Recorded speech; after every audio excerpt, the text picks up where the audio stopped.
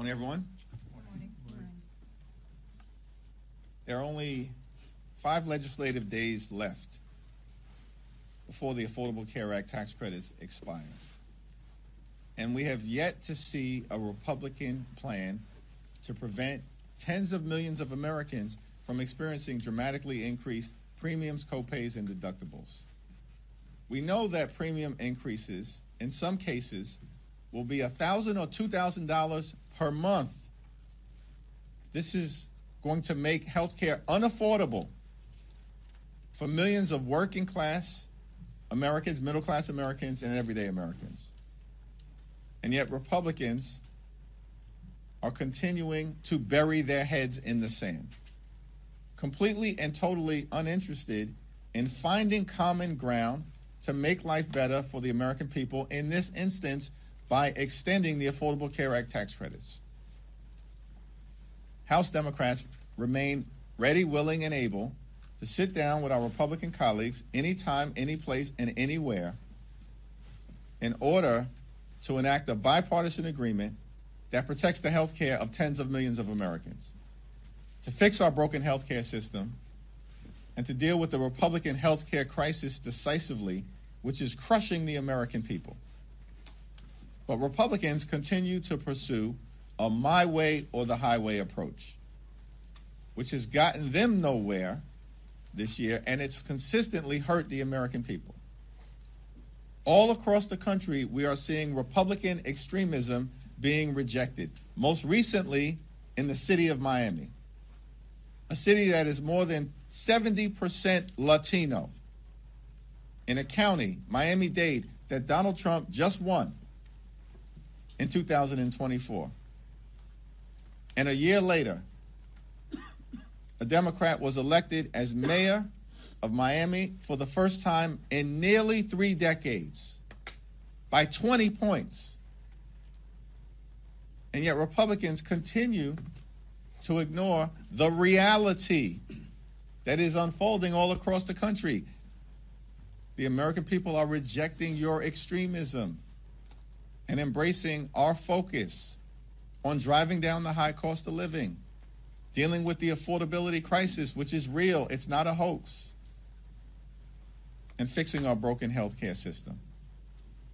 And at this point, all we need are 4 Republicans in the House. There are 220 of you. All we need are 4 Republicans to partner with us. Let's find a path forward, and we can extend the Affordable Care Act tax credits. Questions? Mr. Leader. Good morning. Thank you. Democrats obviously pushed for the extension of these subsidies during the shutdown. You had the group of Democrats in the Senate who said, give us a vote on health care, we'll reopen the government. Still no solution. Were all of those tactics working? Donald Trump and Republicans control the House, the Senate, and the presidency. They made the decision to shut the government down because they rather shut the government down than extend the Affordable Care Act tax credits. That's not simply my perspective. That's the perspective of the American people, who consistently have held Republicans responsible correctly for the government shutdown. So that's not a question for me to answer. That's a question for Republicans to answer. Why did they shut the government down? We've raised the issue of the Affordable Care Act tax credits, and by the way, the overwhelming majority of the American people are with us. That's not just Democrats and independents. Overwhelmingly, that's a majority of Republicans who believe that the Affordable Care Act tax credits should be extended. 5 legislative days left before tens of millions of people experience dramatically increased health care premiums. Why have we still not seen a plan from Mike Johnson? He's been promising a health care plan for months. It's missing because their plan is to rip health care away from the American people. Leader Jeffries. There's talk of allowing a floor vote on this Fitzpatrick-Swayze Golden plan. Does that potentially give you guys an opening to get this done this year? Is there any hope here from that? We're all hands on deck to extend the Affordable Care Act tax credits, but Mike Johnson hasn't reached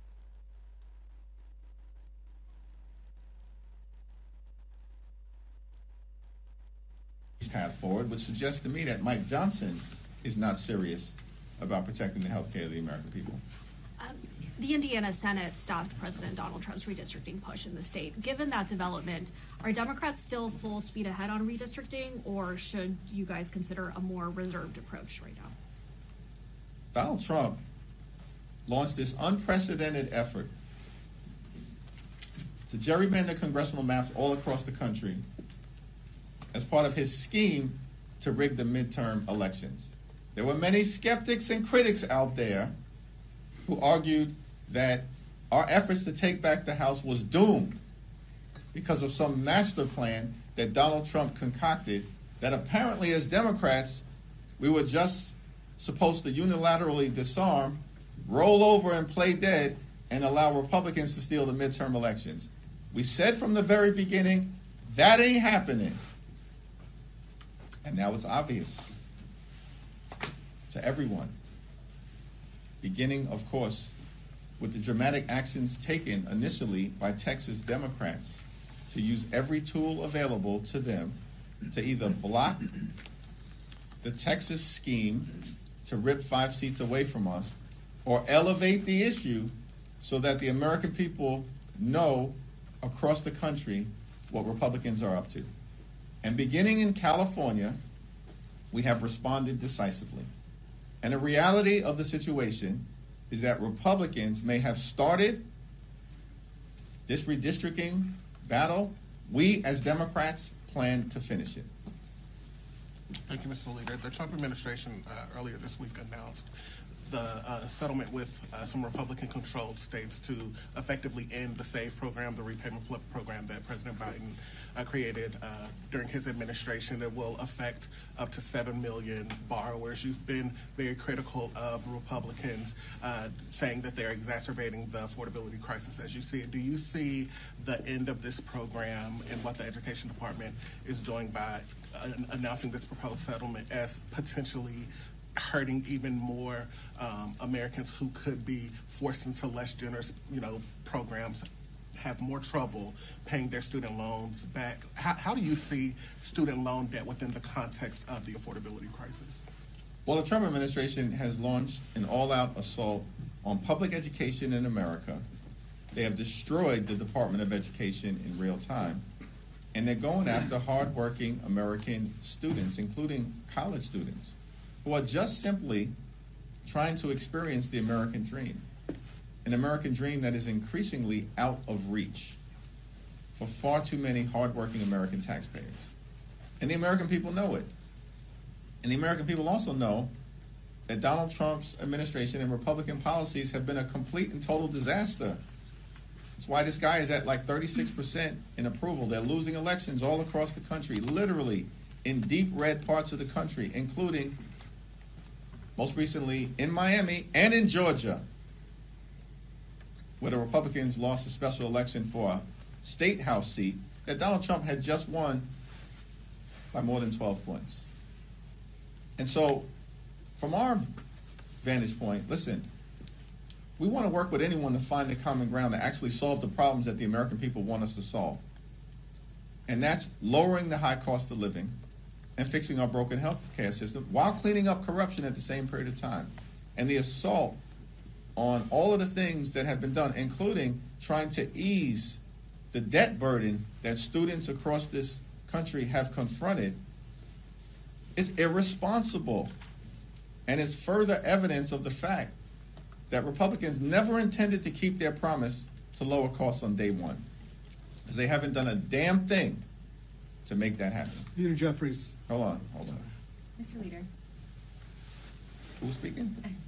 Mr. Leader, can I just ask, yesterday you voted present on this effort on the motion to table the impeachment resolution against President Trump. A number of your Democratic colleagues did as well.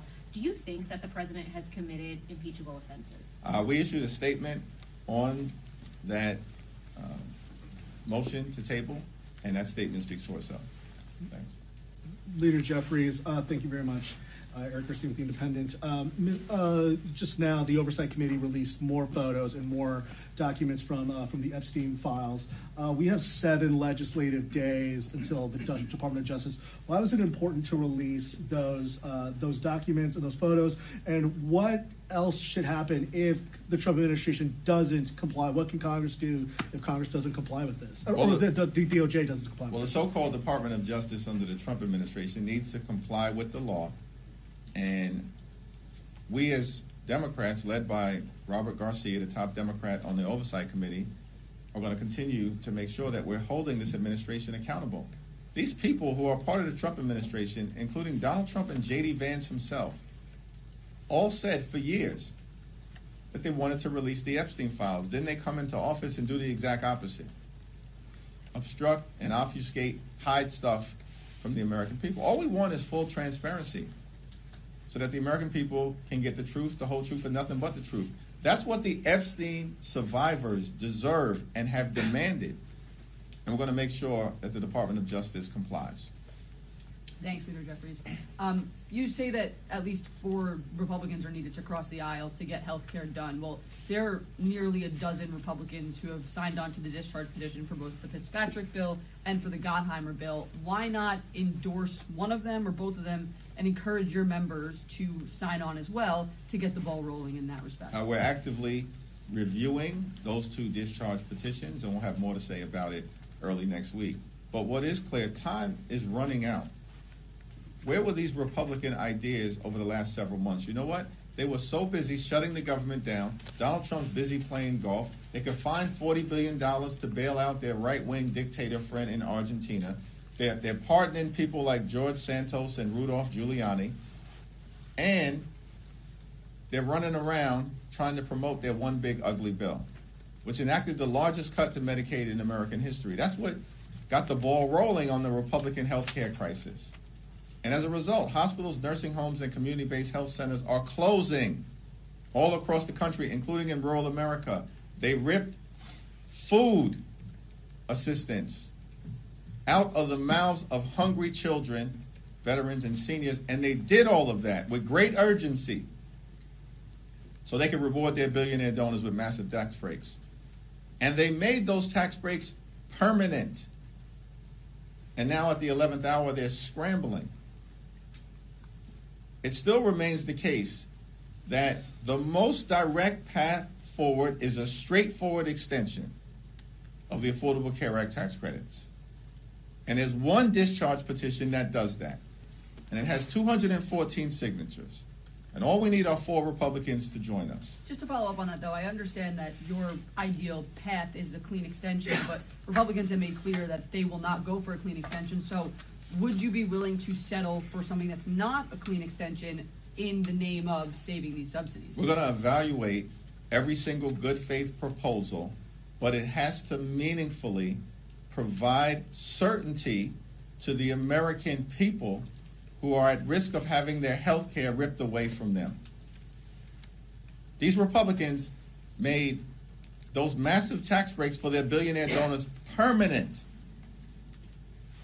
And we've said from the very beginning, we just want to make sure that everyday Americans, middle-class Americans, working-class Americans have a similar level of certainty. That's not too much to ask for in the wealthiest country in the history of the world. Thank you, Leader Jeffries. Yesterday, President Trump signed the executive order on artificial intelligence seeking to block the states from regulating the AI. Specifically, and I want to ask you about specifics in this EO, it directs DOJ to create a litigation task force and challenge any state that they view doesn't comply with whatever the national standard is. It also gives powers to Secretary of Commerce to impose restrictions on state funding and also aims to regulate truthful output. So my questions to you, I have several. First, what is your position on the EO? Should Americans be concerned that the AI policy is being set through executive order instead and litigation instead of open debate in the Congress? If this approach becomes a standard, what is going to stop any future president from using DOJ to go against and challenge any state law they want? And finally, is this EO about innovation, or is it about expanding presidential powers? Well, Donald Trump has tried to conduct himself like a wannabe king from the very beginning. The American people are clearly rejecting that approach. And on artificial intelligence, this is a complicated thing, a transformative innovation that has the possibility of bringing great societal benefits, particularly in the areas of medicine and education, as it relates to reaching young people who live in historically under-resourced parts of the country. But at the same period of time, it's our view that this transformative technology in the hands of bad actors presents risks of creating societal harm. And this is why a thoughtful approach is needed. Not a my way or the highway executive order. In our view, related to Donald Trump's most recent action connected to artificial intelligence, is that he doesn't have the authority to do it. And ultimately, it's going to get struck down in court. Thank you, Mr. Leader. Some members of your party are calling for the abolition of ICE following the administration's very aggressive crackdown on illegal immigration. Is that a viewpoint that you believe has a place in your party right now as Democrats strive to take back power after the midterms? Who exactly has made that? Congresswoman Alexandra Ocasio-Cortez has, Congresswoman Delia Ramirez has, also Patty Garcia, who is running to replace Chuy Garcia, Graham Plattner as well. They have said that this should not exist and it should cease. Yeah, I haven't had the conversation with any of those individuals about their perspective. What we do know is that the American people believe that Donald Trump's deportation efforts have been completely and totally out of control, unacceptable, and un-American. That's the reality of what Donald Trump has unleashed on law-abiding immigrant communities all across America. And the American people are rejecting it, which is why Donald Trump is also underwater in terms of public approval on immigration.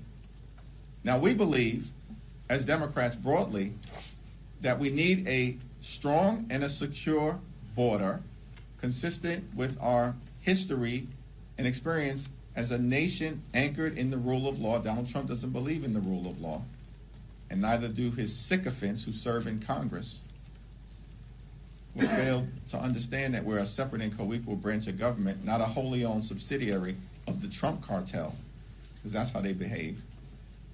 So we believe in the rule of law, and part of that is a strong border. But at the same period of time, we're a nation of immigrants. And so we're going to continue to defend dreamers, defend farm workers, defend farm country, defend law-abiding immigrant families and communities across the country who are part of the ingredient of American exceptionalism. That's our position. And we do have a broken immigration system. Everybody thoughtful who's taken a look at it understands that. But the way to solve it is not a my way or the highway approach, and it certainly is not the Trump deportation machine. He promised that he was going to target violent felons. No one would have any issues with that. He's not deporting violent felons. He's deporting law-abiding immigrants, veterans who served this country, children who are actually American citizens, grandmothers and grandfathers, gardeners, and communities across the country are rejecting it. Mr. Leader, as sort of a follow-up to that question, today Congressman Abe Hamadeh is inviting families who've had family members killed by undocumented immigrants to the Capitol. Who is that? Abe Hamadeh of Arizona. Okay. And I want to ask about 2026 and how you're encouraging border state Democrats to respond to messaging such as this, because it was a big issue in 2024, and it appears that some Republicans are ready to message on it in 26. We'll let border state Democrats speak for themselves, and I've got great confidence in them. I think I just articulated our view on immigration generally, and that, I believe, is a position that's broadly held by Democrats all across the country. Listen, Republicans are desperate to try to find a path out of the electoral disaster that they're experiencing right now. This year has been a complete and total failure for the American people. And Republicans are on the run. The reason why this whole gerrymandering scheme was launched is because Republicans know that if a free and fair election were held, they're done in the House of Representatives. It was always a myth and a fantasy that some big mandate was attached to what happened in November of 2024 that we never bought into. Why? Because we were only 3 seats short. This is the closest majority that any party has had since the Great Depression, and it's all now falling apart. And everybody sees it. And they can't project this fake strength to the American people anymore because they failed the American people on the economy, on health care, and the extremism that has been unleashed on the American people is completely and totally unacceptable. So our view generally, as Democrats, we're going to solve problems for everyday Americans because we believe in this great country of ours. You work hard, you play by the rules, you should be able to live the good life. An affordable life, a comfortable life. Good paying job, good housing, good health care, good education for your children, and a good retirement. Which means to my Republican colleagues, keep your extreme hands off of Social Security and Medicare at all times. And far too many people in this country, wealthiest country in the history of the world, are struggling to live paycheck to paycheck because there is an affordability crisis. It's not a scam. It's not a hoax. It's a crisis. And Democrats are committed to doing something about it. Republicans continue to bury their heads in the sand. Thank you. Thank you.